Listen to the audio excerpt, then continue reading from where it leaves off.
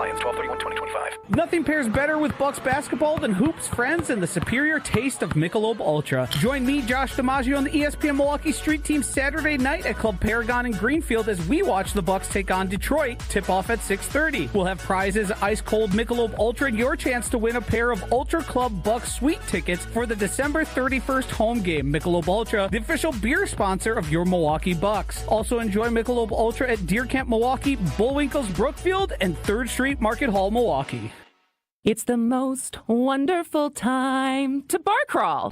Get ready for Milwaukee's 12th annual 12 Bars of Christmas on December 13th from noon to 5 p.m. 3 festive locations packed with holiday cheer. Your ticket includes a lanyard for food and drink specials, a holiday mug, and free entry at every stop, all while supporting Toys for Tots. Dust off your ugliest sweater, grab your friends, and join the city's biggest Christmas party. Tickets are limited, so don't wait. Head to 12bocwi.com to grab yours now. 21 plus only. Please drink responsibly. Tune in to KBN every day at 2 o'clock. 94.5 ESPN is WKTI and WKTI HD, Milwaukee. A locally owned Good Karma brand station.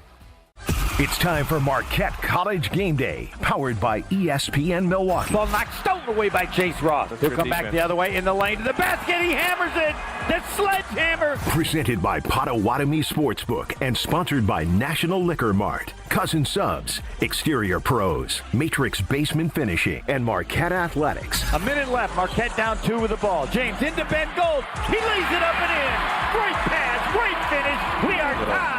Live from the Potawatomi Sportsbook studio, here's Brian D., Matt Yazel, and Will Summers. It's one of the days on the sports calendar we look forward to all year long here in Milwaukee, Wisconsin. The annual matchup of Wisconsin. The Marquette Golden Eagles taking on the Wisconsin Badgers. This year, the matchup moves just a little bit out west in downtown Madison at the Kohl Center.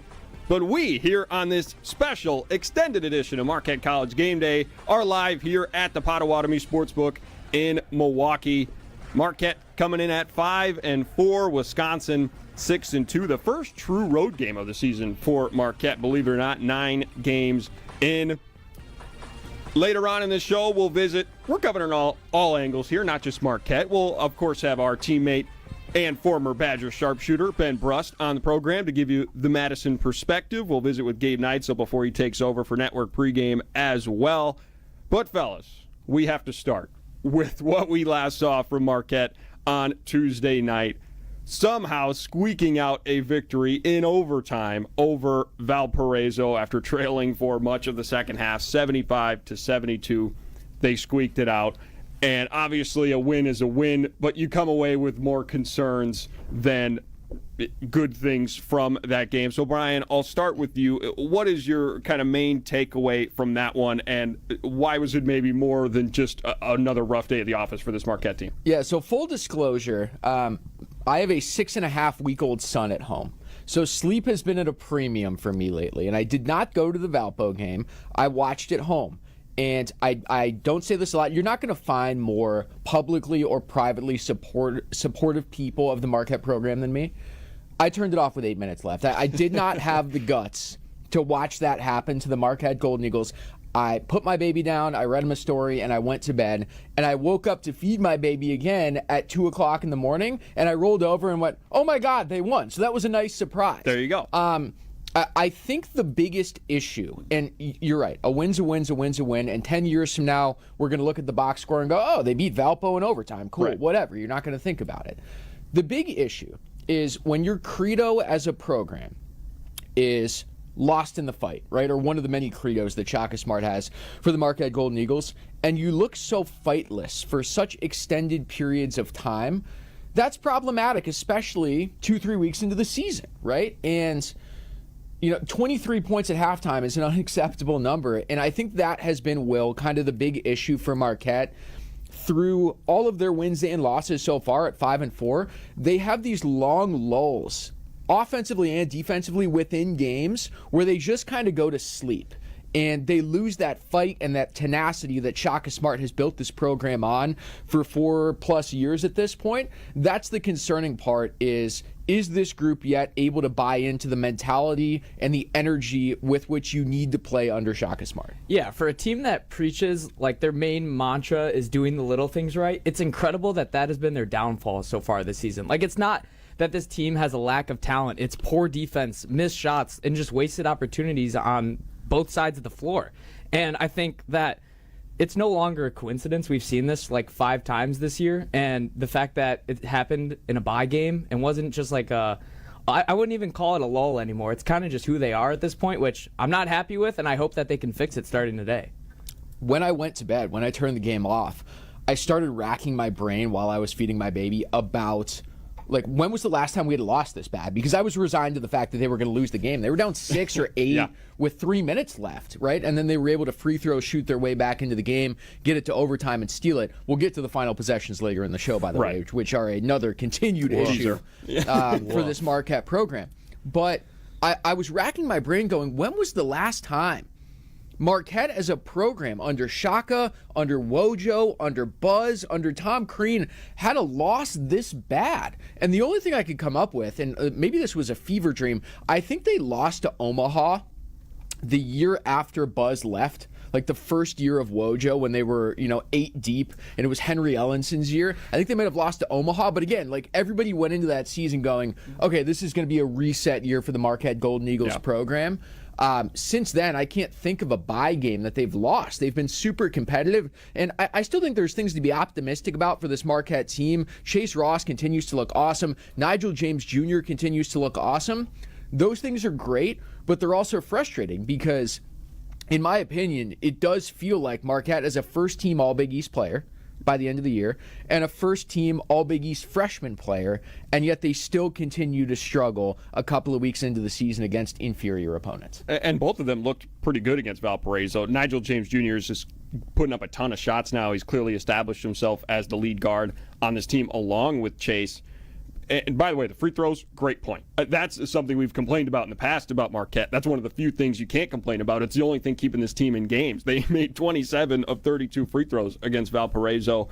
But after that game, and to your point, we talked about the non-conference home win streak. It dated back to 2022 before this year. That's blown out of the water. Talking about the success this program has had up until now.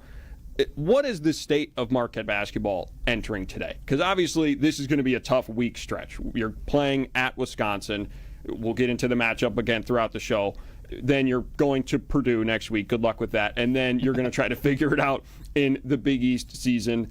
And we'll have time to talk about the Big East. But overall, Will, what would you say is the state of Marquette basketball, looking from a program-wide perspective coming into today? It's sink or swim coming into today for me. I mean, it's not that I'm expecting them to go out and just handle the Badgers, put up a close game against Purdue like they did. I mean, they beat Purdue last year when they were the number 1 team in the country. That was fun. I'm not expecting that. I just want to see some fight, some heart, some of all of these things that Shaka Smart preaches about, the EGBs. I want to see that actually translate into a game. And I want to see them fight to make something out of this season. I still think that they are contenders in the Big East.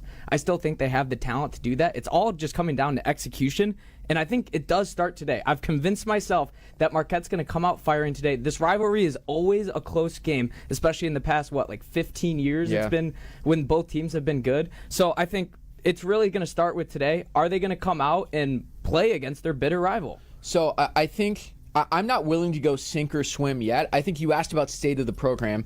It's a transitional year.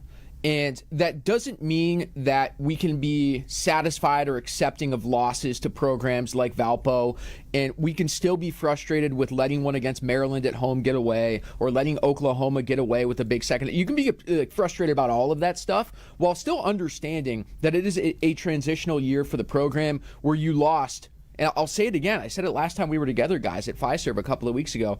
One of the strongest senior classes in the history of the program. And people scoff at that. It's the truth. The postseason success didn't necessarily come along, but losing the guys they lost was a big, big hit. So it is a transitional year.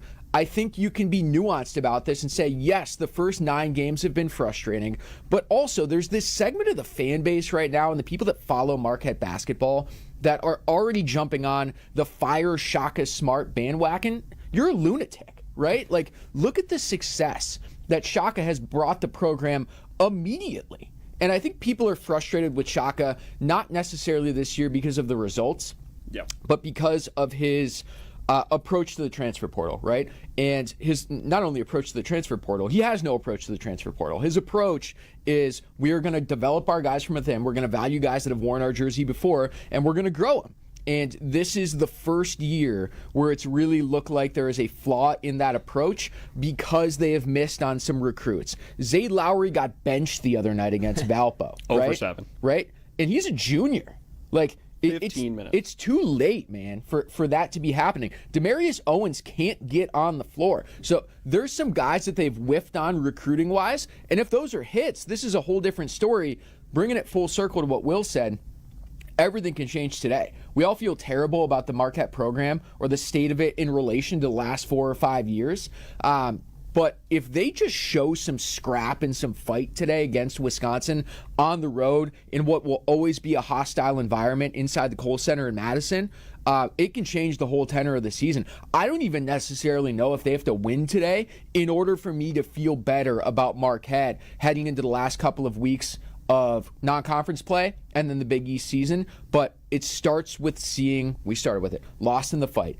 There's been a lack of fight through 9 games from this program, and I think we need to see examples of that from 1 o'clock until about 3:30 today. 100%. I think my word is similar in that Marquette's at a crossroads right now because they have a chosen philosophy that is kind of going against the grain of everybody else in college basketball, and this is the first year where it's not really working, and it's coming back to bite you. And unfortunately, I think that makes the fan base and the media kind of pounce on you and be like, why aren't you doing this like everybody else has? And I think that's why the program is at a bit of a crossroads in that now next year, if they stick to this same philosophy, you're going into next season thinking like, wow, this is going to be a really down year. Maybe, but unless again, things really turn around. I don't know that the philosophy is flawed. The recruits I don't have been necessarily flawed. think so either. The development for that sophomore and part of the junior class has been flawed, right? Right. If Demarius Owens pans out and is becoming what Chase Ross found halfway through his sophomore year, this is a totally different story. Yeah. If Zayd Lowry becomes a slasher and a three-point shooter that we've been expecting him to become, as opposed to getting benched against Valpo, this is a whole different story. So sure. I think we can be okay with Shaka's approach and be proud of Shaka's approach because it has worked, right? This is still the same coach and the same program that won a Big East regular season championship in the Big East tournament 2 years ago. Like, we're not far removed from that. Yeah. It's just that the players within the program in the middle, right, the sophomore class and half of the junior class have not panned out or grown the way that we've wanted them to grow, and now we're seeing the results. This philosophy just requires a lot more patience, right? Yeah. When Kentucky has a bad year, they go shopping, they get their shopping bag, and they get a bunch of brand new players, and it's great. And then next year, they're in the top 25 again. It's a completely different story with this type of philosophy. We're going to get into more of the transfer portal discussion later on throughout the show and get into this matchup coming up next.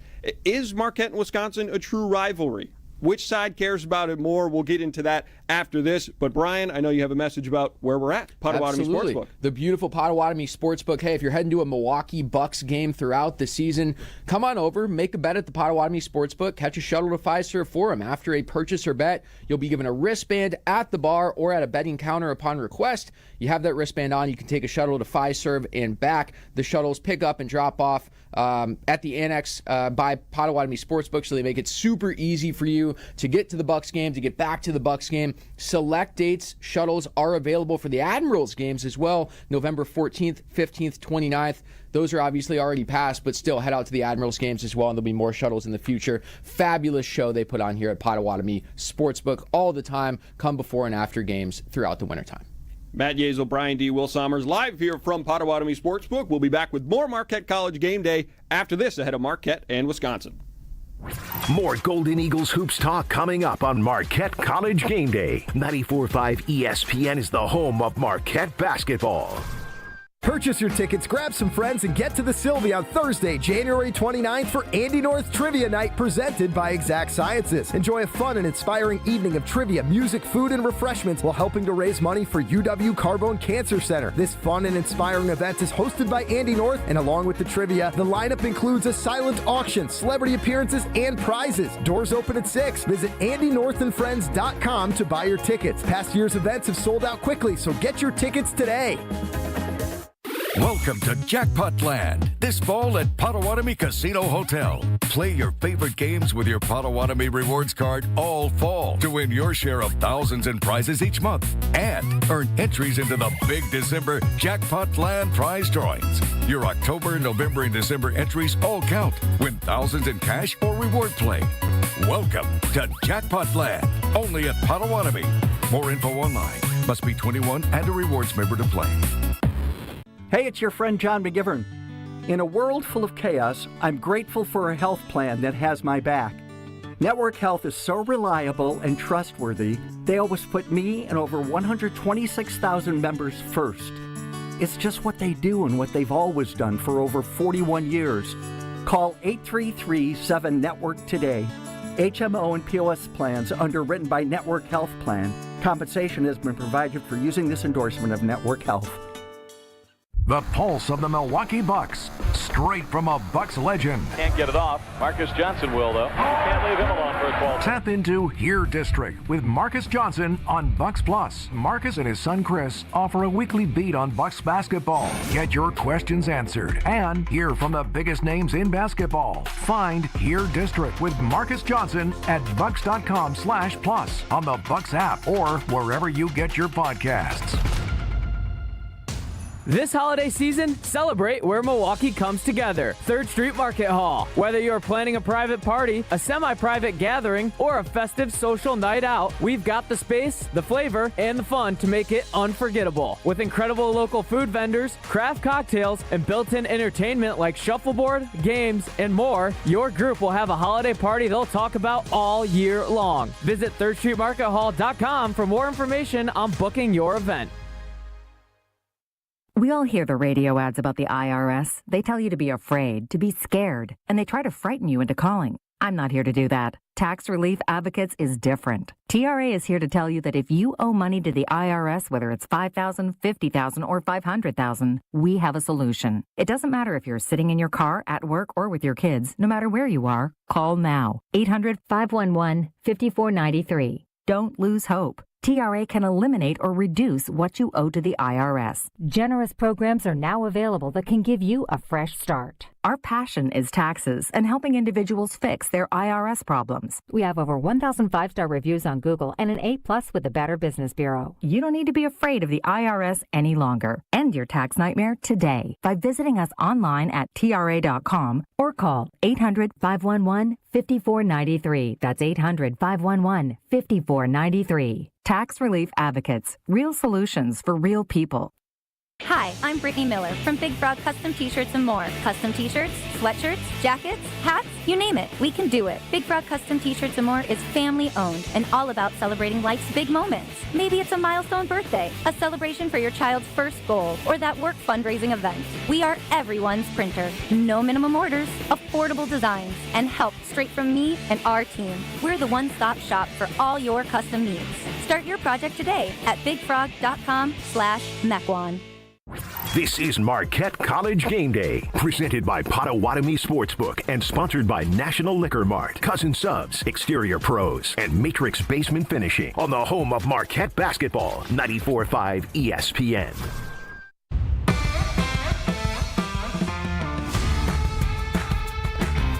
A special edition of Marquette College Game Day on this gorgeous Saturday afternoon in Wisconsin. Marquette takes on Wisconsin in Madison. We're here at the Potawatomi Sportsbook in Milwaukee. Marquette College Game Day brought to you all season long by National Liquor Mart, Cousin Subs, Marquette Athletics, Exterior Pros, Potawatomi Casino Hotel, where we are right now, and Matrix Basement Finishings. Marquette basketball knows how to finish strong, and so does Matrix Basement Finishing. Turn your lower level into a space you love with craftsmanship that delivers the win every time. Matrix Basement Finishing, proud partner of Marquette Athletics. Learn more at matrixbasements.com. All right.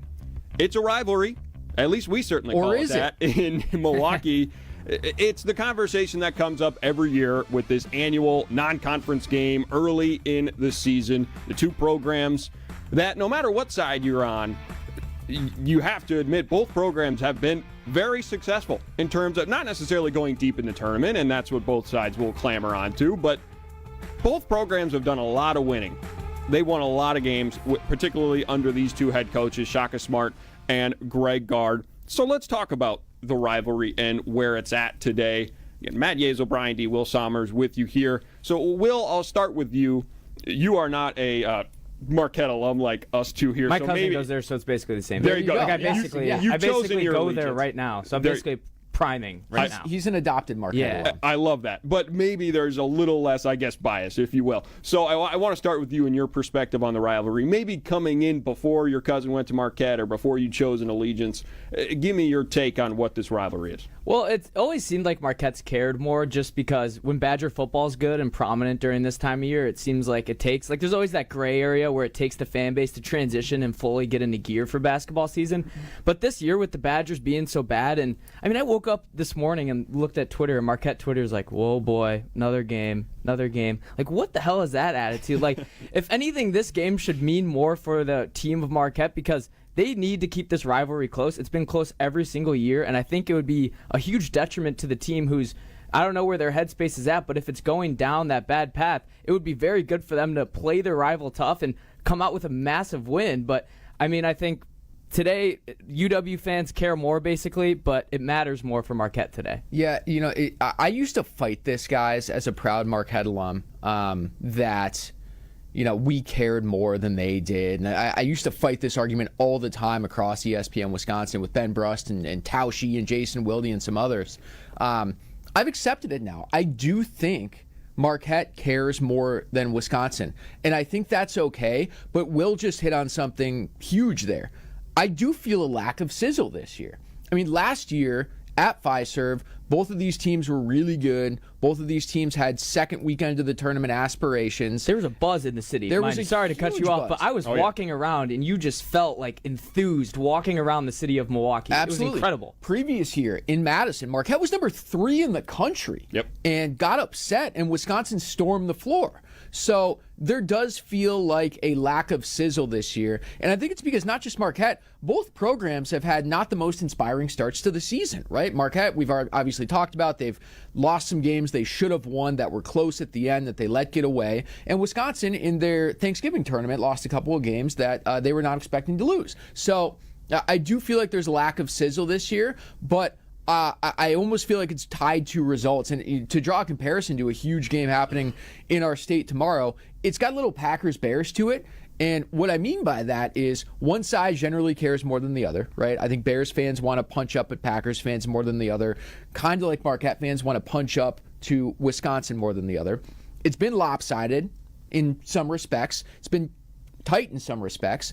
And we've got a game today where there is a little less sizzle, but getting to the Marquette side of things and the why behind I feel it is a rivalry, Matt, you can speak to this too. Like, I came to Wisconsin to go to Marquette from out of state, and on the first day of my freshman year, they're like, okay, Brian, here's your dorm keys. Here's a map of campus. Here's where the dining hall's at. Here's where you can do your laundry. You're moving into O'Donnell Hall. And also turn in anything red that you have because it doesn't fly here, right? Like, they really ingrain it in the student body that this is a rivalry. Don't treat Wisconsin with respect when it comes to athletics. We hate them, right? Yep. Like, that's the way it is. There is a day on campus every year, and I don't know if they still do it or not, where you can turn in Badgers clothes and get a free Marquette t-shirt, right? Like these are things that legitimately happen at Marquette University to drum up the rivalry. So I think it means a lot to the fans. I think it means a lot to the people in the state.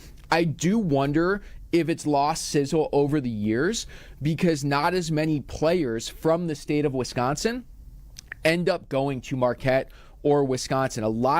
I think there's maybe one guy on both teams this year that is from the state, and when you don't grow up in it, it's just another game to you. You don't grow up in the vitriol and the hatred. So I do wonder if the NIL era and the lack of Vander Blues and Wesley Matthews and Tony Smiths choosing one school over the other, in some cases choosing the Milwaukee school over the Madison school when you're from Madison. I wonder if that lack of recruiting sizzle has led to the lack of of sizzle that we feel today. Well, choosing the Milwaukee school over the Madison school is actually what I did. I did grow up in Madison, so I do have a bit of a unique perspective here.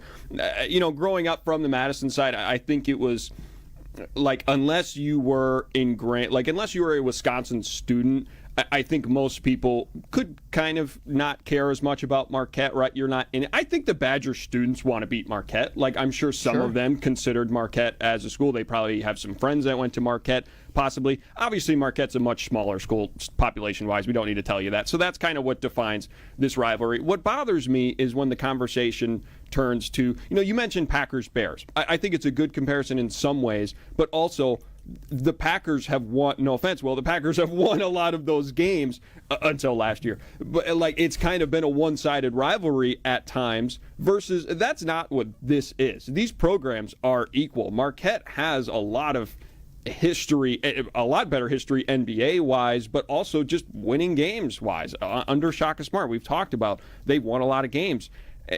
Shaka finally got off the schneid against Wisconsin last year after Wisconsin won the first 3 matchups. So that's what bothers me about the conversation. I'm not bothered if Wisconsin fans say, I don't really care about Marquette. Whatever, that's fine. I think it's a really fun matchup. I think Wisconsin fans that went to the school, that go to the arena, really care a lot about beating Marquette. That's what we need, though. Like what Matt just said, Wisconsin tries to talk down to Marquette and little brother Marquette on the court. And I do think there is some Marquette inferiority complex when it comes to big state school, high and mighty, that kind of thing. And I feel like that's why we try to punch up a little bit.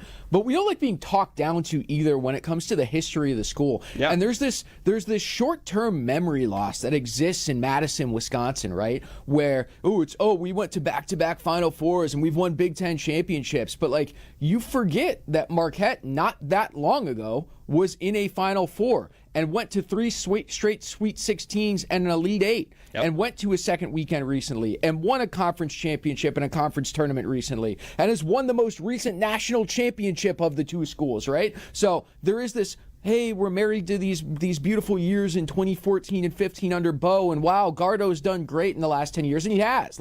Nobody's taking any of that away. But to erase and dismiss the success that Marquette has had within that same window and period of time is, I think, why Marquette fans feel a little more vitriolic toward this rivalry. We get talked down to a little bit more. Well, actually, I don't know if you guys are aware, Wisconsin is punching up today. Because shout out the Marquette basketball managers. Got the win against the Wisconsin managers last night. Saw that on Twitter this morning. Will's always punching up because he's 5'4".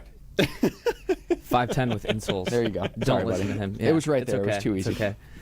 I'm getting taller. I think I'm still hitting a growth spurt. So, how tall is Shaka? That would be interesting to see Shaka versus Greg Gard in terms of a height off, but we don't need to get into that today. I am excited to talk to Ben Brust on the other side because Ben is one of those people that played in this rivalry, that lived this rivalry, but came to Wisconsin from out of state. And I'm curious if there's any credence to my argument about losing the sizzle because kids aren't growing up in it anymore, and whether or not he felt how passionate the fan bases are about this as a kid from out of state. So we'll talk to Brust on the other side and get his take, not only on the rivalry, but on the game, on Wisconsin. We're on in Madison today, so we'll get some Badgers talk in. Ben Brust coming up on the other side. And just real quick before, we talked about that last year with ESPN Madison joining in about how Wisconsin has obviously embraced the transfer portal and Marquette has not. And that has completely taken away. Even when Wisconsin has really high-level players that are upperclassmen, they didn't start their careers here. There's no history with even the state of Wisconsin, especially against anyone on Marquette. So I think it does take away from this rivalry matchup. But who better to talk to about it from the Madison side than our friend and former Badger sharpshooter, Ben Brust. He joins us on this special edition of Marquette College Game Day after the break here on 94.5 ESPN Milwaukee. More Golden Eagles hoops talk coming up on Marquette College Game Day. 94.5 ESPN is the home of Marquette basketball. A father faces homelessness. A mother is hospitalized, and there's no one to watch their children. La Causa Crisis Nursery and Respite Center is the only free 24/7 crisis nursery in Milwaukee. It's a safe and nurturing place for children aged 0 to 12 to stay while their parents work to regain stability and strength. Your generosity keeps La Causa's doors open and provides meals, classroom resources, mental health support, and more. Every child deserves the chance to dream, grow, and thrive. Make a difference by donating today at lacausa.org. Nothing pairs better with Bucks basketball than hoops, friends, and the superior taste of Michelob Ultra. Join me, Josh DiMaggio, and the ESPN Milwaukee Street Team Saturday night at Club Paragon in Greenfield as we watch the Bucks take on Detroit. Tip-off at 6:30. We'll have prizes, ice-cold Michelob Ultra, and your chance to win a pair of Ultra Club Bucks Suite tickets for the December 31st home game. Michelob Ultra, the official beer sponsor of your Milwaukee Bucks. Also enjoy Michelob Ultra at Deer Camp Milwaukee, Bullwinkle's Brookfield, and 3rd Street Market Hall, Milwaukee. This is Matt Meitner, owner of Sit Means Sit Dog Training. Do you find yourself talking to your dog but feel like she's not listening to you? Bella, sit! Are you constantly repeating yourself but she's not following your directions? Sit! Sit! Frustrating, isn't it? At Sit Means Sit Dog Training, we want to help you have a happy, confident, and obedient dog, and we also want to make the training process an enjoyable and worthwhile experience. Contact Sit Means Sit today to schedule a free consultation so we can create a customized training program so you are able to have the dog you want and deserve. Sit Means Sit Dog Training. Sorry, we don't train husbands, wives, or kids. When storms hit or accidents happen, it's not just about property, it's about people. I'm Mandy Grimal-Lococo with Grimal & Associates Insurance. We help families bundle home, auto, and life coverage so you're never facing life's what-ifs alone. With the heavy rains we've seen in Milwaukee, we'll review your policy to be sure water backup, sump pump failures, and flood risks don't drain your wallet. Your home is more than walls and a roof, it's where life happens. At Grimal & Associates Insurance in Shorewood, we're here to protect your home, your family, and your peace of mind. Call us today at 414-332-0838. One of the best things about the holidays is going home and spending time with family and friends. One of the worst things, getting there. Holiday travel can be tough, especially driving. If you or a loved one needs help after an accident this holiday season, we're here for you. Our top-notch team of experienced professionals is available 24/7. Be safe this holiday season. Gruber Law Offices. One call, that's all. Experience the excellence of Catholic Memorial High School for yourself. Come see how students gain a competitive edge at CMH. Visit CatholicMemorial.net to schedule a VIP tour or Student Shadow Day. Meet the inspiring teachers, welcoming students, and feel the energy of the CMH culture, where all students achieve more than they ever imagined possible. Visit CatholicMemorial.net to schedule your visit. That's CatholicMemorial.net.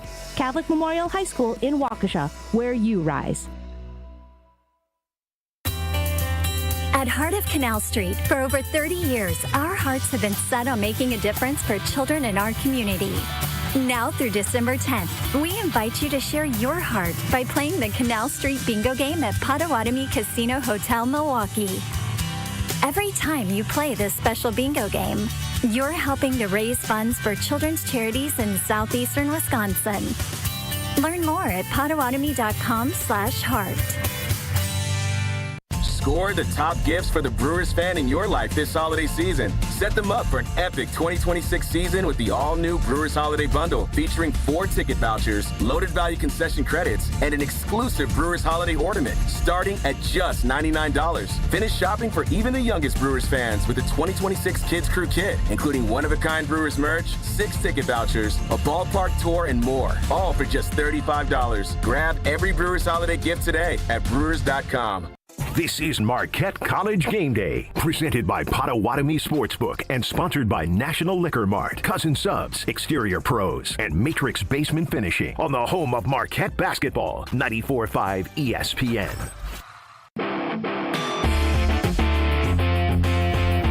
Marquette and Wisconsin, the annual matchup this afternoon, 1 o'clock tip-off time. We're taking you all the way up to 12:30 game night, so we'll have you for your network pregame coverage here in Milwaukee. Also a shout-out to our friends over at ESPN Madison.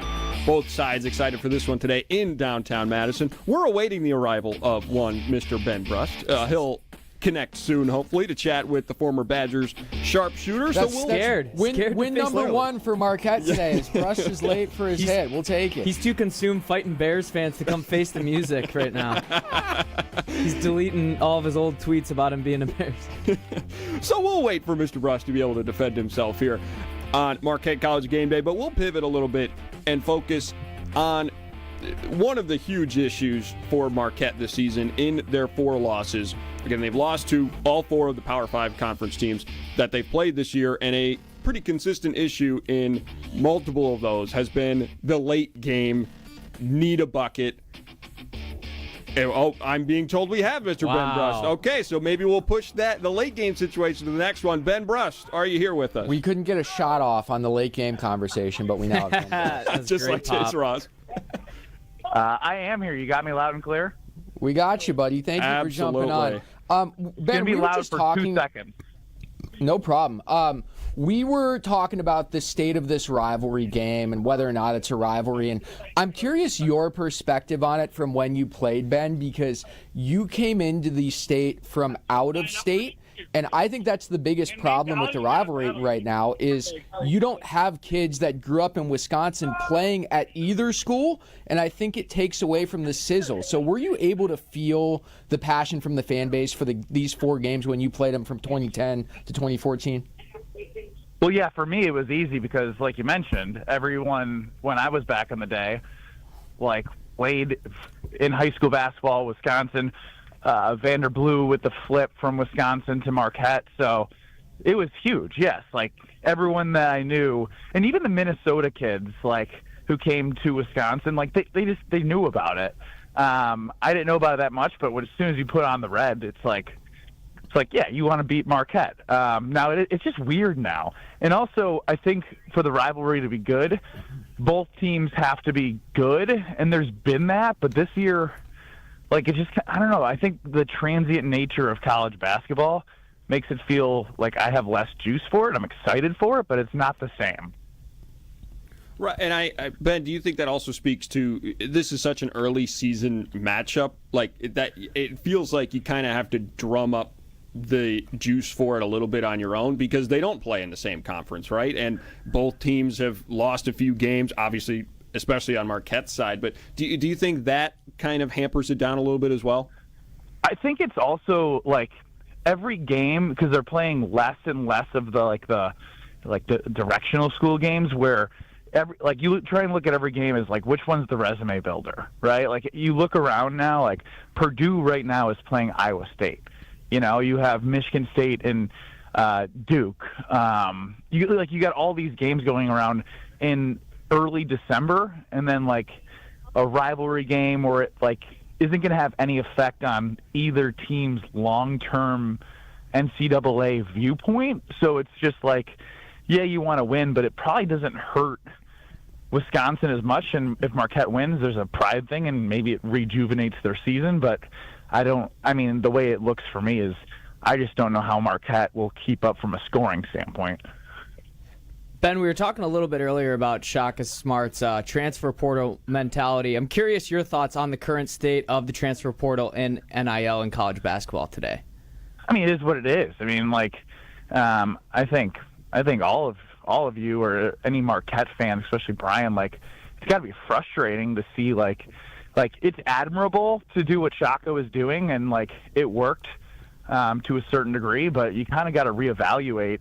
Because you have to be good every year because you have the ability to be good every year. There's so many ways to be good. Whether you get the best recruits, you got to have a lot of money for that. Whether you get the right transfer portal kids. So I think for him, for Shaka specifically, because the reason why guard is able to have a lot of faith amongst Badger fans, despite the lack of second weekend tournament run, is it's been fun. They are playing a different style. They're bringing in talented players because of the way that they got, believe it or not, AJ Storr was a good thing because it showed you could get a guy and he moved on after he had a good season and quit at the end of the season. But that got John Tonje. And now you're getting different guys to come in because you have a proof of concept. So I'd be curious what the Marquette strategy is from a proof of concept standpoint to be able to get people Like, why would I transfer to Marquette? It was, well, you know, you're going to get in the NBA, but if you're not going to get guys in with that roster right now, how are you supposed to sell that in the offseason? Yeah, Ben Brust with us here on Marquette College Game Day, former Badger. It's an interesting point, and I'd be curious to ask you because it does feel like Shaka and Marquette are at an inflection point where a philosophy change needs to happen. And that philosophy change has happened at Wisconsin. So reverse engineering it, what do you think made Coach Gard change? Because Wisconsin went from this efficient, let's look for good shots, let's take the air out of the basketball, let's play great defense style, to let's shoot a bunch of threes and let's dive into the transfer portal. And all of a sudden we're scoring 80 or 90 points a game. What do you think that inflection point was for Coach Gard? Well, partially it was Kirk Penny, who came in, is no longer with the program. He was like, he was helping them, then became a special assistant, and he's moving back to New Zealand, but he's like a FIBA Hall of Famer. And so he brought in like that European concept of like pace and space and like creating driving lanes and getting guys that dribble, pass, shoot well. Because that's like, if you look at it in the NBA, the best players right now, the top 10, 7 or 8 of them are Europeans. And they're catching up to the Americans. So the way that they're playing helped from Kirk Penny. And I don't really know why. And to be honest, it's frustrating at times. I'm not going to act like I love it all the time because they don't stop anybody. And that's what was their Achilles heel against BYU last year. And you've seen teams that also can score. My problem with Wisconsin is, okay, that's great. You're able to bring in a bunch of talent, but you can't teach them the defensive rules that you had the 2 to 3 years to build up with, like seniors teaching the juniors and juniors teaching the freshmen. So now you're bringing all these guys. Yeah, they can score, but can they play team defense together in like a big game? Because I just don't know if they're going to outscore the best teams in the country, if that makes sense, in like big moments. So it's gonna, like, they're going to win a lot of games. It's going to be fun, but yeah. I'm scared that there's not enough like defensive concepts that you like, you know, you almost like sold yourself to the other side in a way. Yeah, there's a ceiling on it because of the philosophy install and guys buying into the program for an extended period of time. It's a nice segue into the question I was going to ask you. If the current state of college basketball was the state of college basketball when you were in school from 2010 to 2014, do you think you would have stayed at Wisconsin for 4 years? No, absolutely not. My sophomore year, the first 5 games, I was leading the team in scoring, a lot of non-conference opponents, but also against UNLV and BYU. I tied the school record at 7 3-pointers made in 2 games early on as a sophomore. I didn't play a lot. I played a lot early in Big Ten season. Then I got sort of put on the, you're going to go in. If you don't do anything, you're coming out.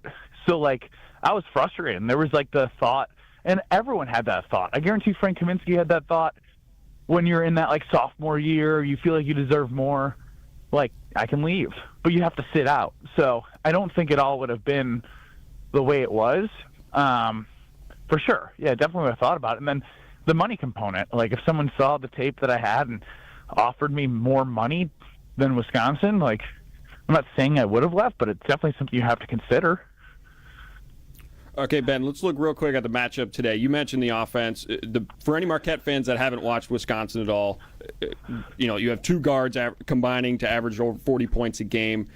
What do you like about what you've seen from this Wisconsin team, and is there anything about the Marquette matchup that concerns you for the Badger side? I really like the matchup for the Badgers because Marquette's bigs aren't very good. Like, Ben Gold's kind of the same guy. Hamilton has no feet. So, like, if you have really good bigs, I think that like Rapp and Nolan Winter are susceptible to like offensive rebounds and kind of like getting out physical, but they won't do that. And I just don't think they can keep up with the guards from a scoring standpoint. So Boyd and Blackwell can score. Rhodey's a good, solid player. And then they have bigs who can shoot. And Marquette doesn't have bigs that can dominate them down low. That would be where I'm worried long term. Ben, as someone who played in this rivalry game 4 times, I'm just curious, what were your personal stats like in these games? I haven't had a chance to look, so I'm just curious. This is a setup. No, what are they? What? I'm curious. No, why don't you ask Brian D.? So I did a little digging because I saw a clip of Todd Mayo hitting a shot over Ben his sophomore year on Twitter earlier this week. So I got curious and went digging for his stats. Ben was an all-time great shooter at Wisconsin. He was 10 of 38 from the field in 4 years against Marquette. What did we do so well against you, or were these self-inflicted wounds and just bad shooting days for you? I had... Hang on 1 second. I cannot talk. I hope that's your daughter. That was my wife asking me for something. Uh-oh. I just dropped water. So freshman year, I actually played, and I airballed a floater. I don't know how you airball a floater. Sophomore year, Jordan Taylor got in foul trouble, and I think I took like 13 shots, and I was not efficient. 3 of 14 or something. It was crazy. It was bad. Junior year, which was actually horrible, my quad blew up on the bus ride there, and so I played hurt, but like that's no excuse. You play. How did you blow up your quad on a bus? Just like it just inflamed. It happened actually in the NCAA it's tournament. It's a big step to get up out of the bus. Really? I don't know.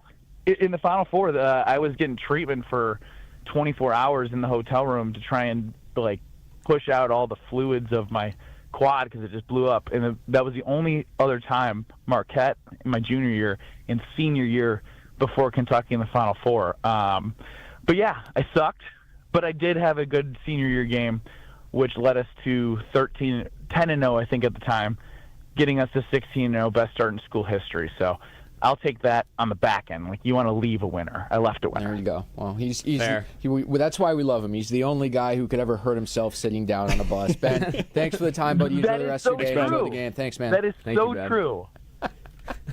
Thanks, guys. All right. The ever injury-prone Ben Bruss. Thanks, Ben.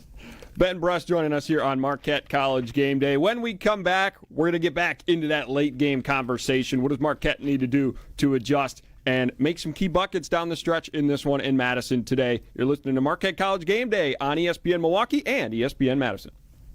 More Golden Eagles hoops talk coming up on Marquette College Game Day. 94.5 ESPN is the home of Marquette basketball. It doesn't matter if it's your first betting slip ever or just the first one of the week. We've got your Potawatomi sportsbook picks covered. Tune in Wednesdays to the Weekly Wager with Josh DiMaggio and Ben Brust. Greasy Ben Brust. Just whichever way the wind's blowing. I have bad posture. I don't have a great backbone, Joshy. The Weekly Wager, Wednesday nights at 6, right here on 94.5 ESPN, the ESPN Wisconsin app, and ESPN Milwaukee's YouTube channel. At Marquette University, it's all about finishing strong, just like Matrix Basement Finishing. From first tip to final buzzer, Marquette plays with purpose and passion and precision values shared by the Matrix teams in every lower-level transformation they complete. Hey, it's Greg Matzik, and as someone currently having my own basement finished by Matrix, I can tell you firsthand they truly live up to their name. Whether you're cheering from the stands or relaxing in your newly finished basement, remember the best teams and the best homes always finish strong. The holidays are the perfect time to thank the people who make your business shine. At Alpha Custom Apparel, we help you create custom gifts and branded apparel that show true appreciation. Whether it's polished polos for your sales team, cozy quarter zips for employees, or thoughtful giveaways for your best clients. We make it easy with fast turnaround, creative options, and Midwest service you can count on. This season, give gifts that build pride and strengthen relationships long after the holidays are over. Visit alphacustomapparel.com and start your holiday gifting today. Fisco is always there for your auto body care. When accidents happen, Fisco Auto Body on Forest Home in Franklin is there when you need them. Got a broken mirror? They'll take care of it. Dented bumper? Scratch paint? Fisco Auto Body will take care of it. If there's any damage you need fixed, Fisco has you covered. Their expert workmanship is guaranteed for the life of your vehicle. So stop in for all of your auto bumps and dings. Once again, you know the line. That's Fisco. Kringle, all I want for Christmas is you. Dad! What? We've talked about this. Yeah, your Jingle for Your Kringle entry last year was so lame that Racine Danish Kringle banned you from their contest. I thought it was only a one holiday season ban. It was a lifetime ban. Well, I guess I'm out, but here's how you can enter our ESPN Wisconsin Racine Danish Kringle Jingle for Your Kringle contest on Wilde and Tausch. Submit your own original jingle to ESPNWisconsinContest.com. Then we'll pick the most creative songs, and our grand prize winner will get Kringle for a year. Make sure you include Racine Danish Kringle. It's not just a treat, it's a tradition in your jingle. If you don't want to sing, but you still want to celebrate the holidays with Racine Danish Kringle, call 800-4DANISH or visit Kringle.com and order their all-new flavor, Peppermint Brownie Kringle. Racine Danish Kringle, such a tasty, yummy treat with a flaky crust and sweet icing. It's the best thing you can eat. Oh, like that's so much better than mine. Well, at least we're not off key. Homer here for Window Nation's end of the year sale. It's cold here in Milwaukee, and if you've been thinking about new windows, it's good you waited, because during Window Nation's end of the year sale, get 50% off, plus you could get 0% interest for 5 years. On windows that stop the cold wintry drafts, seal out moisture, and so energy efficient, you'll save money on your utility bills. Installed in 1 day. Lifetime warranty and an A+ rating from the Better Business Bureau. Sale ends soon. Don't miss out on big savings. WindowNation.com to get started. Your path to a degree should fit your life, not the other way around. At Lakeland University, you can personalize every part of your college experience. With a main campus in Sheboygan, evening classes across the state, and flexible online options, you choose how and when you learn. Just graduated high school, changing careers, juggling work and life, they've got options for you. You can even earn credit for experience you already have, or for the work you're doing now, saving time and money. Start customizing your future today at lakeland.edu/ESPN. Lakeland University. Experience it your way. This is Marquette College Game Day, presented by Potawatomi Sportsbook and sponsored by National Liquor Mart, Cousin Subs, Exterior Pros, and Matrix Basement Finishing on the home of Marquette basketball, 94.5 ESPN.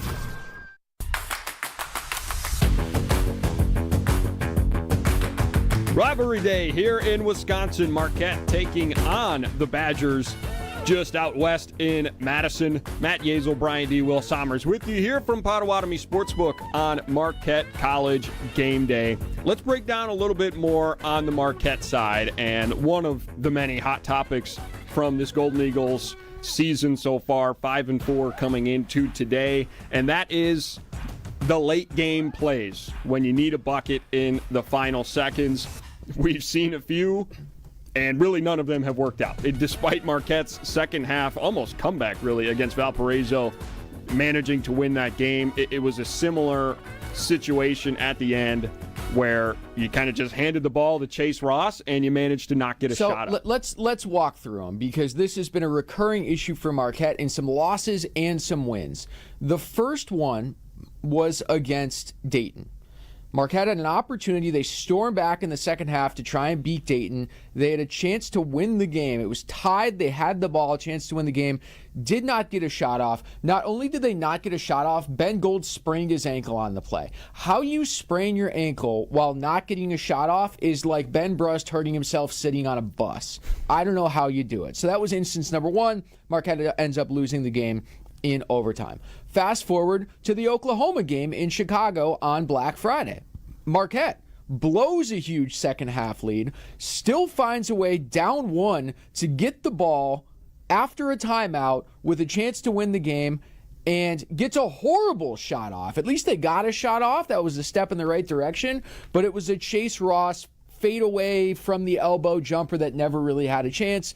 Fast forward to the Valpo game, an eventual victory. You had a chance to win it in regulation, couldn't get it done.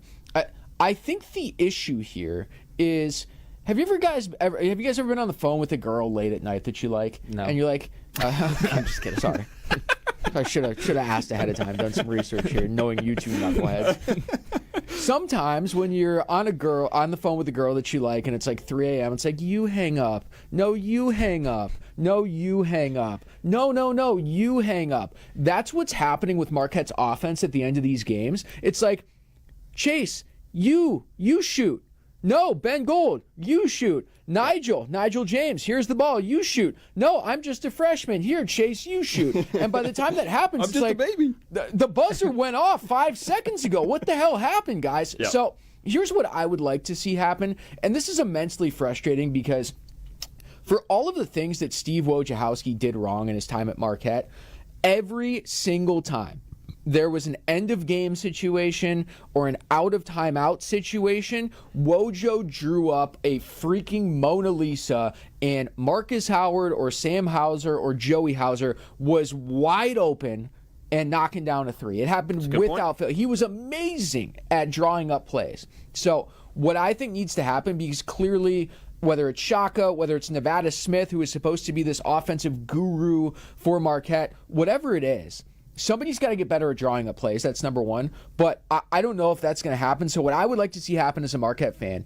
is hand the ball off to Chase Ross at half court and let him run as fast as he can at the rim and live with the result. Whether he gets fouled, whether he gets a charge, whether he makes the basket. And like, if they're up 3, I would rather have him run at the rim as fast as he can and try and get fouled and make an and one than what we're trying to do with this you do it, no you do it thing that they've got going on at the end of games. It's just not working. Put the ball in the hands of your best player. Let him be an athlete like the athlete that he is and live with the consequences. I disagree because I think they just don't have a shooter. Like in these late game situations, if you're going to ISO, you need to have somebody in the corner that's a threat to knock down a three. And the problem is they don't. They don't have somebody who can consistently make open shots. And what that does is that allows that guy who's playing in the corner to come in on that help defense, and then it's like, all right, yeah, you get past the first guy, and then there's a 7-footer. Ben Gold is supposed to be that guy, yes. But his game has devolved so much that all he really does is shoot threes anymore. Like he hasn't been able to shot fake and get inside and actually make a layup. And because of that, there's no threat of him doing that, so people can guard him well. And you're right, outside of that, like honestly, their most reliable three-point shooter this year, in my opinion, has been Adrian Stevens, the freshman. And I just don't think you're going to put him on the court in an end-of-game situation like they've had now 4 different times in 9 games. That's the other thing. A couple of these games never should have been end-of-game situations to begin with, right? Sure, and that's another conversation. But let me add this from Shaka Smart after the Valparaiso game. He said about when he was asked about the play, we had the ball in the hands of the guy we wanted, Chase Ross. Then he goes into saying maybe it was a foul. Some people were saying that. Whatever. I don't really care about that. I think it somewhat goes along with what you're saying of get the ball in the hands of Chase Ross. Unfortunately, I don't think Shaka can hide behind the fact that that's all his plan was to get it to Chase Ross and let him do something. And I think, unfortunately, this is not an issue that's just been this year. It's kind of been since he took over. And to be honest, you had a guy in Cam Jones who could bail you out of those situations.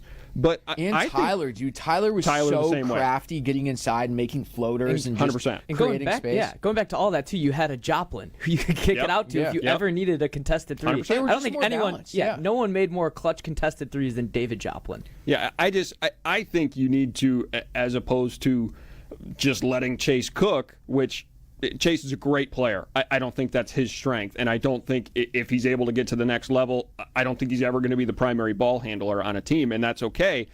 I think you do need to get back to the drawing board and seriously understand. Everybody needs to understand what they're doing prior to the play, and everyone needs to know where their spots are, know where they're going, and that's just not even close to what we've seen on the court. The other thing I would toss out here, too, is I mean, it's December. Nigel James has been on campus probably since last spring, right? They get him here early at Marquette. Like, you're not really a freshman anymore, and he's playing well enough. I'm fine with Nigel taking the ball in that moment if we don't feel good about Chase just trying to cook, right? Sure. Like, he has done enough 9 games into his collegiate career where I would feel comfortable if I was Shaka Smart, given what this season is going to be. It doesn't look like it's going to be a tournament year. And anybody who's holding on to hopes of that, I love you. I hope that they can get it cooking in Big East play, and a win today or a huge win next weekend against Purdue would really change my outlook on that. This team is 154th in the net rankings right now. They're not even close to sniffing a tournament bid. This is about growth and development at this point.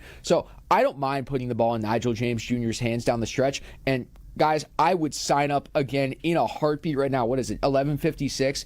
If it's 2:55 and there's 10 seconds left and Marquette has an opportunity for a game-winning shot inside the Kohl Center today, you can sign me up for that right now. No, and to your point about Nigel, too, I feel like that last game, he kind of flipped that switch and said, I'm not a freshman. I can't be a freshman. If I'm going to be the second best player on this team, I cannot let my youth take over my offensive ability. Like, I saw him, I think it was the first possession of the game. He went right at, like, the big man of sorry, who'd they play? Valpo, yeah. He went right at the Valpo big man and took it in for a hard contested layup. And I think earlier in the season we saw him be a little timid, especially with the three-pointers too. He can shoot a little bit. So yeah, I'm definitely comfortable, especially with this. I think it's like a new mindset that he has where he's like, all right, I'm done like letting people pass it around and pass up shots. I'm just going to go do it myself. Absolutely. All right. Well, we'll get into a little bit more of Marquette's philosophy. We've touched on it a bit, but let's do a deeper dive and compare it against Wisconsin as we get ready for this Marquette-Wisconsin matchup today from Madison. This is Marquette College Game Day on ESPN Milwaukee and ESPN Madison. More Golden Eagles hoops talk coming up on Marquette College Game Day. 94.5 ESPN is the home of Marquette basketball. Give the gift of a special night out from the Bartolotta restaurants. Purchase a gift card at bartolottas.com and get a $20 holiday bonus for every $100 you spend. Happy holidays from all of us at the Bartolotta restaurants. And thank you, Milwaukee. Pain has a way of stealing the moments that matter most, especially during the holidays. It's not just your knees, your back, or your shoulders. It's time with family and friends. But in 2026, that all could change when your body remembers how to heal. It just needs a little help finding the way back. Dr. Ashley Caravelli and her team at QC Kinetics here in Milwaukee believe relief doesn't just come from surgery or pain pills. They use your body's own natural healing abilities to repair and restore what's been lost. It's your body's comeback story, powered by the very cells that built you in the first place. No surgery, no pain pills, no long recovery. Just your body remembering how to feel alive again. QC Kinetics delivers that long-term relief that you're finally looking for. Make the new year your turning point where pain stops defining you. It's time to take that first step. Literally. Time to walk, enjoy the holidays, live without pain, and live without hesitation. With QC Kinetics, healing is within reach. Schedule your free consultation today at QC Kinetics. Give them a call at 414-240-2298. That's 414-240-2298. 414-240-2298. Did you forget the first day of school is this week and little Nancy still needs her name embroidered on her backpack? Or the company shirts are due now, not next week? Maybe the boss just declared Steve's retirement party is today and the shirts are mandatory? Whatever the rush, Big Frog Custom T-shirts and more in Mequon has got you covered with fast turnarounds, no minimums, eco-friendly printing, and high-quality custom apparel. Big Frog brings your custom ideas to life fast. Stop by Big Frog in Mequon or visit bigfrog.com/Mequon. Big Frog Custom T-shirts and more, where your ideas leap. This is Brian Balaga. You're listening to 94.5 ESPN. 94.5 ESPN is WKTI and WKTI HD Milwaukee, a locally owned Good Karma brand station. This is Marquette College Game Day, presented by Potawatomi Sportsbook and sponsored by National Liquor Mart, Cousin Subs, Exterior Pros, and Matrix Basement Finishing on the home of Marquette basketball, 94.5 ESPN.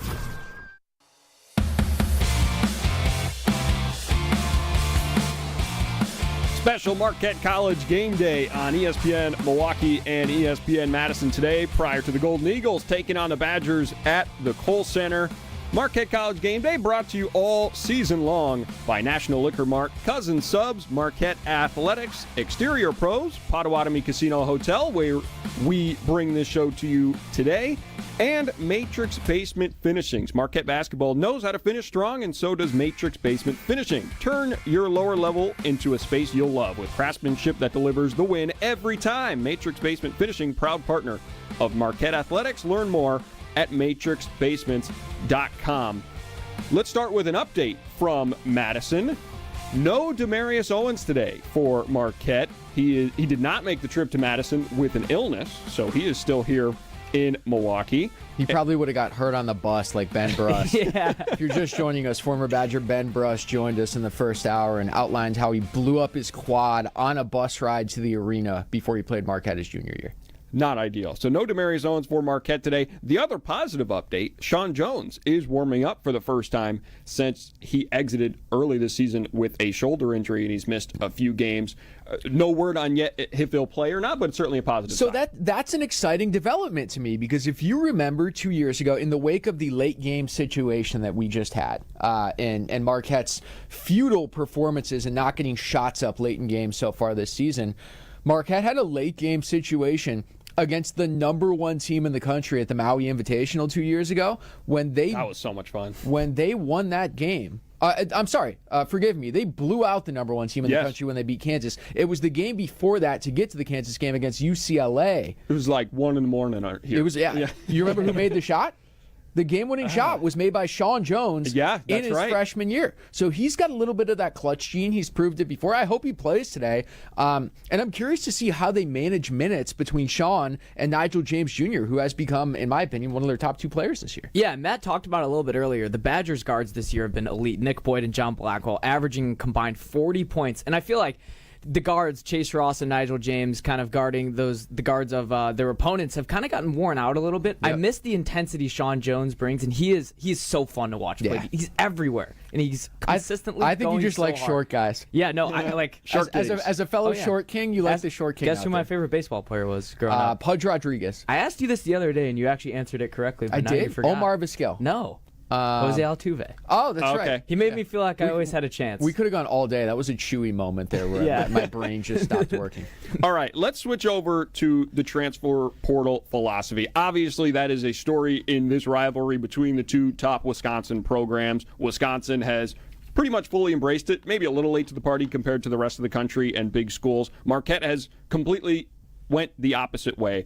And I think it's worth noting as we start this conversation, it's not just that Marquette is not acquiring transfers, they're also not losing any of their own players. I think I'm going to start this off by saying that I think if Chase Ross were in a lot of other programs, coming into the situation where he knows his team is losing 3 senior starters, a ton of the scoring, he's going to be the guy with a lot of younger talent around him.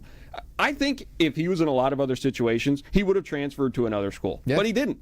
And I think that's a big part of this conversation that might get lost at times as well. Well, that's a good thing, right? Yeah. It's a good thing. And Shaka said it with our own Alex Strofe, who we can get to in his divided shirt today.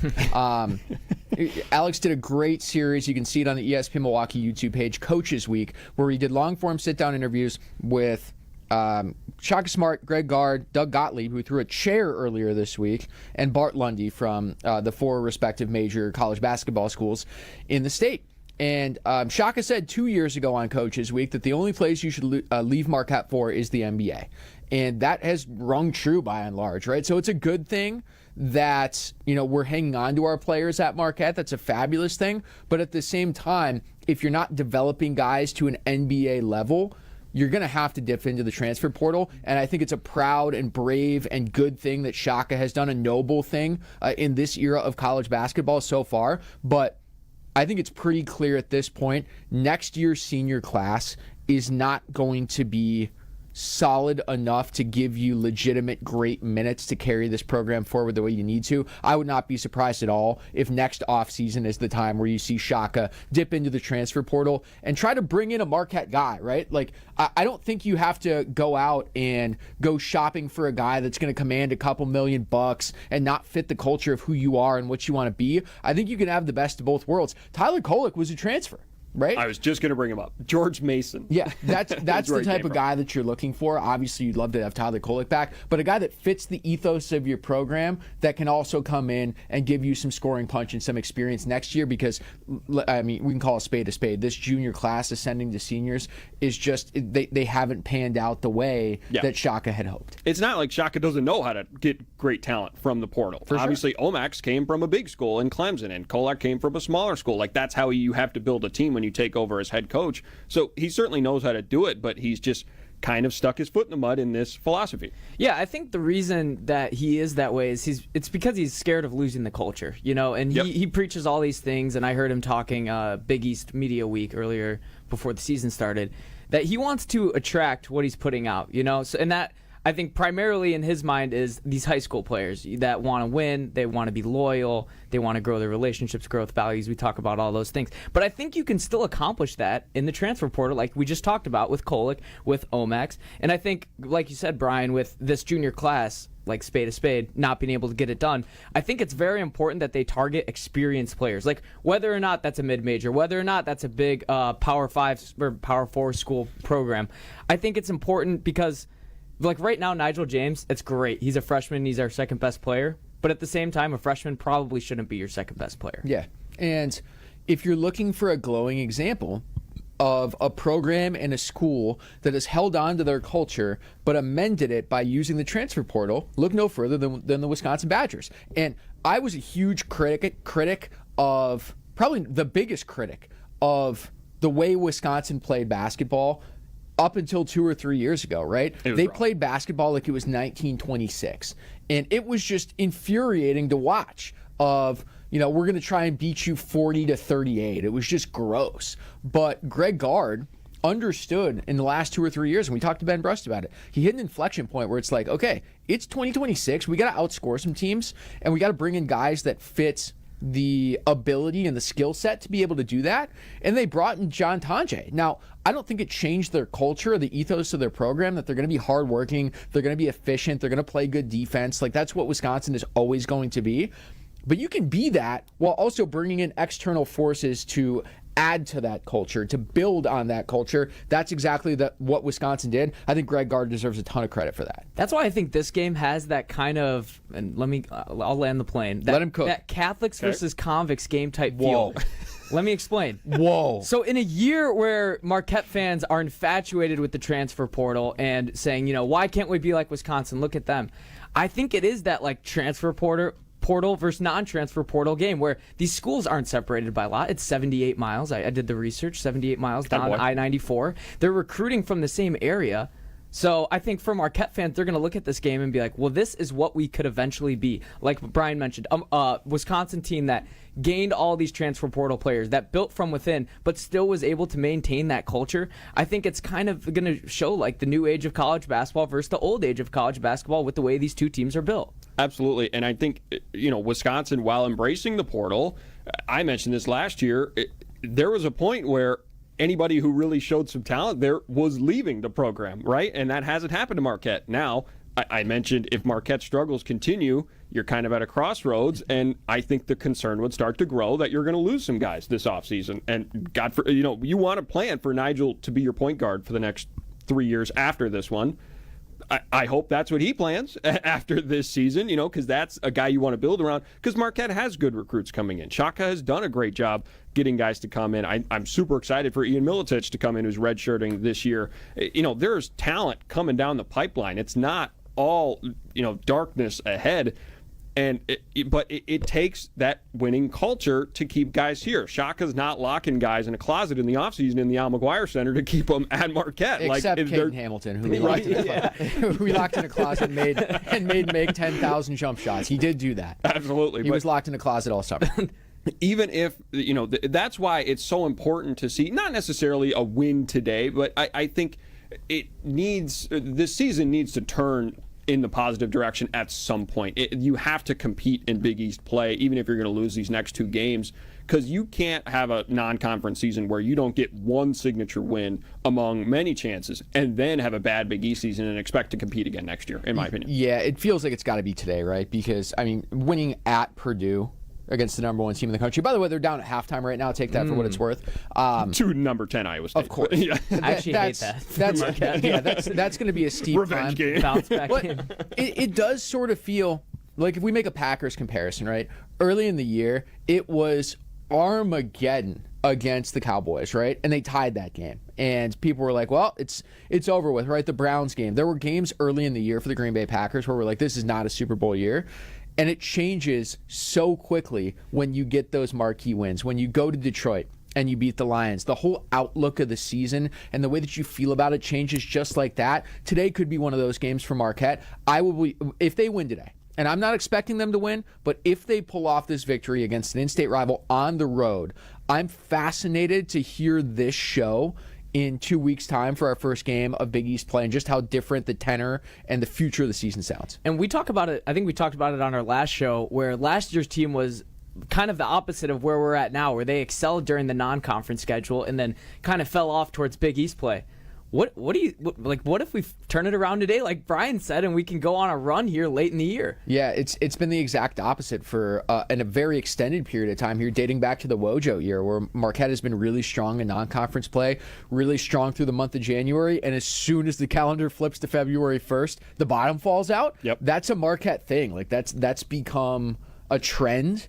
And maybe this is the flip side of the coin. That's the hopeful optimist in me speaking here. I don't know if it's going to happen. I think this is a transitional developmental year for Marquette. That's not a bad thing. It's just the reality. But I do think the mindset of the fan base as a whole can flip big time if Marquette pulls off the victory today. That's the hope. Flip the momentum, build the young talent as you go along. All right, when we come back, our boy Gabe Neitzel joins us, your network pregame host. He's going to wrap up our show here on Marquette College Game Day after the break on ESPN Milwaukee and ESPN Madison. More Golden Eagles hoops talk coming up on Marquette College Game Day. 94.5 ESPN is the home of Marquette basketball. While the Bears finally know how it feels to win a couple of games, they're going to have to get through Big Brother to go any further. Love, low top, going deep. Christian Watson down there. He's got it! Touchdown, Packers! It's the Bears and the Packers at Lambeau Field. Get ready for the big game with Green Bay Game Day at noon and Green Bay Game Night after the game on 94.5 ESPN, the ESPN Wisconsin app, and ESPN Milwaukee on YouTube. At Marquette University, it's all about finishing strong, just like Matrix Basement Finishing. From first tip to final buzzer, Marquette plays with purpose and passion and precision values shared by the Matrix teams in every lower-level transformation they complete. Hey, it's Greg Matzik, and as someone currently having my own basement finished by Matrix, I can tell you firsthand, they truly live up to their name. Whether you're cheering from the stands or relaxing in your newly finished basement, remember the best teams and the best homes always finish strong. A blizzard of $300 grand in prizes is rolling into Potawatomi Casino Hotel Milwaukee. It's Arctic action. One in? Step 1. Earn entries with your rewards card December 1st through the 18th. Step 2. Show up for Thursday drawings. Step 3. Be ready for a chance to pick from a weekly prize board. As a bonus, there'll be a jackpot drawing for the leftover prizes. Arctic action. Only at Potawatomi. More info online. Must be 21 and a rewards member to play. There's a holiday gift out there that everyone loves. It's compact, tasty, and one size fits all. It's a Cousin Subs gift card. Make your life a little easier. Give your friends and family a better gift this holiday season. Purchase $30 in gift cards today at your favorite Cousin Subs location and receive a certificate for a free 7.5-inch sub. Oh man, that's the gift that keeps on giving. Cousin Subs. We believe in better.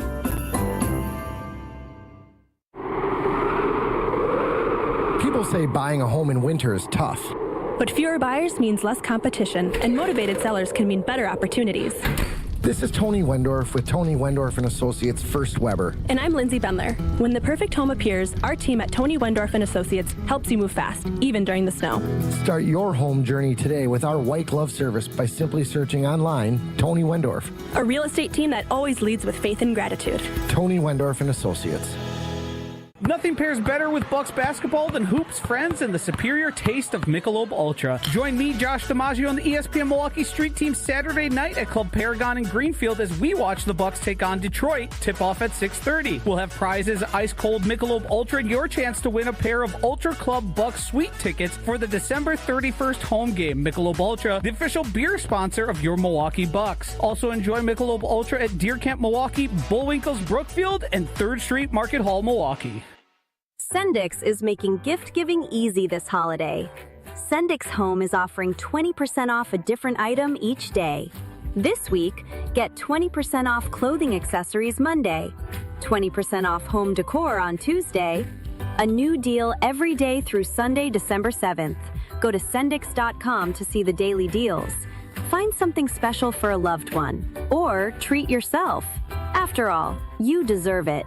Sendix, your trusted local grocer. Hey, it's Brad Nortman, and when it comes to my home, I want a team that I can trust, and that's Lifetime Home Services. From cleaner air and radon safety to custom closets and electrical work, they do it all under one roof. What I'm most excited about right now is their epoxy floors. They make your garage clean, durable, and organized with shelving and storage to get everything off the floor. For over 30 years, families have trusted Lifetime Home Services to make their homes safer and better looking. Trusted solution, lifetime results. Schedule today at lifetimehomeservices.com.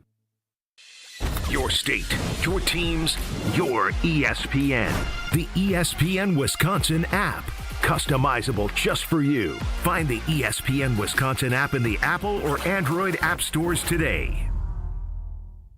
This is Marquette College Game Day, presented by Potawatomi Sportsbook and sponsored by National Liquor Mart, Cousin Subs, Exterior Pros, and Matrix Basement Finishing on the home of Marquette basketball, 94.5 ESPN.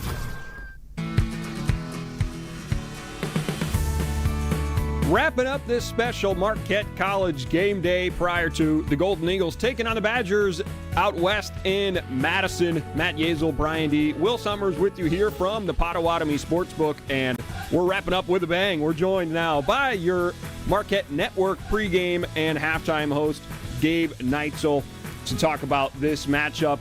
And Gabe, we've talked a little bit. We were joined by Ben Brust earlier, our teammate, of course, about kind of the state of this rivalry. You've covered this Marquette team for quite a while. What is your stance on where this current rivalry is at between Marquette and Wisconsin? I mean, I think it's always high. It's probably higher than everybody wants to admit because, Wisconsin fans want to typically pretend like it doesn't matter, but then if they win, they're rubbing in everybody's faces. I think it's right where it needs to be. It needs to be, a good rivalry game. It needs to be a game that, it's going to boost the resume of whoever wins. And both these teams, coming in unranked right now is something that we haven't been used to seeing from these two teams as they've been pretty good the last couple of seasons. So, I mean, coming into this game, I think it's whoever walks away with a win, it's a nice little boosting game as they start heading towards conference play, even though Wisconsin does have, again, the Big Ten being what the Big Ten is, having that strange kind of conference schedule where you're starting to play already in December, and then you kind of sprinkle in a couple of non-conference games there. But I think this is a rivalry where it needs to be. I mean, both these fan bases want to win this game because they want to have state superiority and be the best basketball program in Wisconsin. Gabe, early in the year for Marquette, their bigs have kind of lacked that consistent production, both scoring, rebounding, and honestly defensively too. What have you seen from the three guys that are getting the most playing time down low? That's Royce Parham, Caden Hamilton, and Ben Gold. Yeah, I guess I look at Ben more than anyone else at this point, Will, just because he's the senior, right? Like, he's the one who's supposed to grow, and he played a really good game. He played really well against Valparaiso, Marquette's last time out, and he finally started shooting the ball a little bit more the way we're accustomed to him shooting. He was down near 31%. He shot 37% from three last year. They need him to be more productive because, well, they just don't have consistency shooting from the outside, and everybody wants to play zone against this team, which is another thing I'm curious to see if Wisconsin does today. Nobody's seeing more zone play than Marquette. Like, teams that don't even typically play zone are like, well, we at least got to try it for a couple of possessions because they haven't come up with a good solution for it. And you got to shoot your way out of zones, and Marquette hasn't shot the ball from downtown nearly well enough. And I look at Ben Gold as somebody that can be that guy. And, he was able to get to the free throw line a couple of times. He was able to grab 7 rebounds against Valpo. Now, going up against a 7-footer today, we're going to have to see more aggressiveness out of those guys. But when it comes to the bigs, I start with Ben Gold.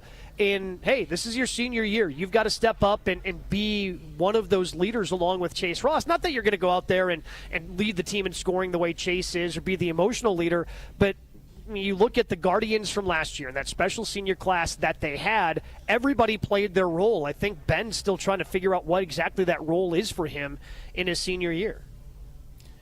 Gabe, late game situations have been woof so far this year.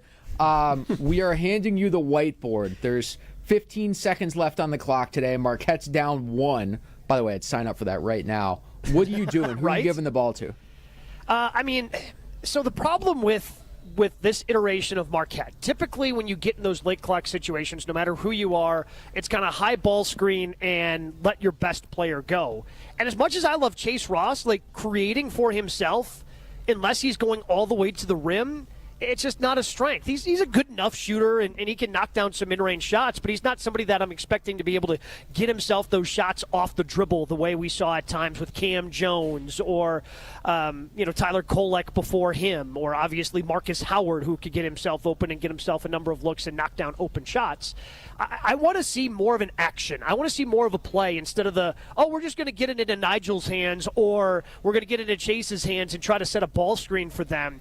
I think you need more action away from the ball and run more of a set than just, hey, we're going to get the ball in this guy's hands, because as we've seen, trying to get it into Nigel's hands, trying to get it into Chase Ross's hands, it just hasn't worked.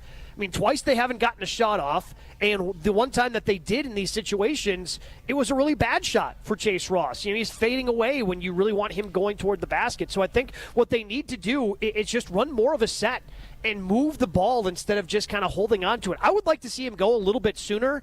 If you were watching the game against Valpo, and Brian Butch has done, and this might be, sacrilegious with Butch being, the University of Wisconsin guy, and he does their radio broadcast, but he's been really good on some of the ESPN Plus games that they've done, kind of filling in, viewers on just a lot of basketball stuff. He's like, okay, typically at 8, this is where you want to see him go. I would love to see Marquette, if they're in that situation, go at 12. Right? Like, it's just been so hard for them to generate shots. I think you have to throw some of those generic rules that you have in late-game situations out the window of, hey, this is what our team is. And I think if they move the ball around, they're still going to be able to come away with a good shot, because they haven't come away with a good shot in a late-game situation yet. All right, Gabe, last one for you here, and then we'll stick with you into the network pregame coverage starting at 12:30 live from Buffalo Wild Wings in Brookfield, the official Marquette watch party. You've had the great fortune of living in both of these fabulous cities in our state, Milwaukee and Madison. We all know about the respective nightlife in each city. Which city is your favorite to have a boozy morning, though, leading into a 1 p.m. tip? Ooh, a boozy morning. I got to lean towards Milwaukee. We just have so many options. Like, it's almost like a competition within Milwaukee in terms of what you're putting in your Bloody Mary. Like, you can, don't get me wrong, you can still go get a good Bloody Mary somewhere in Madison. But, like, in Milwaukee, it's a competition of how much stuff you can put into the Bloody Mary, right? It's not just your typical little garments or just that beef stick you throw in there. I mean, some of these places are throwing an entire meal on top of the Bloody Mary. You don't get that in Madison. The brunch scene in Milwaukee is vast superior to the one in Madison. I will say that. On the way out here to the Potawatomi Sportsbook today to do the show, I drove past Sobelman's in the Valley. I'm telling you this. You're not finding anywhere in Madison where you are getting a full fried chicken on top of your Bloody Mary. It just doesn't exist. You're also getting the chaser sometimes, too, with the little beer. Sometimes. Absolutely. Well, most of the time. If you are not getting the chaser with the Bloody Mary, I can't trust you as an establishment. Like, that's on you. Whether it's a short pour out of the tap or you just get like one of those shorty bottles. Like, you got to get a little something in terms of the chaser with the Bloody Mary. Otherwise, you don't know what you're doing, and I can't trust you as an establishment. I tend to agree. Gabriel, thank you for the time, buddy. We will stick with you on the other side when network pregame begins. Thanks, man. Go Marquette. All right, that is Gabe Neitzel live, as Brian mentioned, at the Buffalo Wild Wings in Brookfield if you want to join the official Marquette Athletics watch party. But that does it for us here on this special edition of Marquette College Game Day. Thanks to Will Sommers, Brian D. Any predictions? We got about a minute left here. We can mess around with some predictions for today's game day. Does anybody have the onions, as Bill Raftery would say, to pick Marquette to win in Madison today? No. I'm going to do it. You're going to do it? I don't think Wisconsin's as good as people think. And I think Marquette has yet to play a complete game. They are so due for a complete game. I think they win by 14 like last year. Yeah, in the spirit of... I'm being dead serious. I love that. In the spirit of the Potawatomi Sportsbook, and you can't bet on the local teams here, which is fine. I think the spread on this game, though, Will, was what as we started? 11.5. 11.5. I would take Marquette to lose, but I think they'll cover. I think this is a closer game than a lot of people are expecting today, and I think Marquette stays in it right to the end, and hopefully we get an opportunity from this team to get a last-second shot up and maybe see it go down in the Kohl Center today. That'd be a lot of fun. It's going to take Marquette's defense being ferocious and Wisconsin struggling from 3 for this game to be close. I also don't think Wisconsin is necessarily a top-tier team in the Big Ten, but I have way more concerns about Marquette's side. I'm going to say Wisconsin wins and Wisconsin covers, but I'm hoping to be wrong. I'm hoping for a great game. Let's have some fun today. If you're in Madison rooting for Marquette, be loud for your Golden Eagles. That wraps it up. Marquette College Game Day. Network coverage next. National Liquor Mart is packed with deals to get you through the winter. During basketball season, remember to stop by National Liquor for all your Marquette pre- and